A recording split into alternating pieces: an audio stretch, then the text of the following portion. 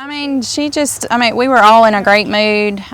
It was a back to school bash our youth group had put on for the community, and we had a local band that was there were some high school kids that come and played, and we had a lot of visitors at the church, other kids, and we put that on, and the weather was fine. It was August night. It wasn't storming or anything, and we had our event and it went really well. We stayed behind and cleaned up because we hosted it. So it was probably 12 when we finally got everything cleaned up and headed home. And another parent took her home, one of the chaperones, and dropped her off. And she went inside and waved like everything, like you would, and said goodbye, like I'm going in. And that was it. And I went home.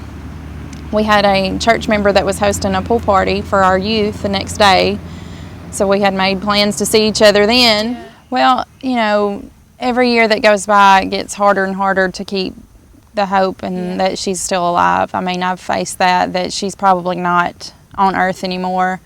But I still believe that, her family and her friends, and for her mostly, deserve closure and, a proper burial or it would, these stories come out of these kids that have been missing, and then all of a sudden they're found 20 years later and, held captive and whatnot. That kind of lights the fire that it is still a possibility that could be her situation, and it would be amazing and awesome if it was. But, it's just hard to, people move on, and I'm not saying if I didn't do this, but if someone didn't come forward and show that they were still interested, I don't know that there'd be any reason to keep pushing at it.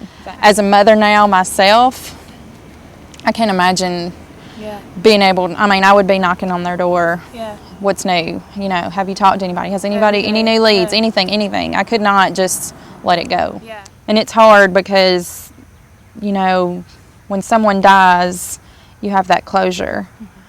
When someone is missing, you don't. That's my hope, is because I feel like she would do the same for me. I don't know. She needs a voice, and if no one else is going to give her a voice, I feel like that's my deal as her best friend. Mm-hmm.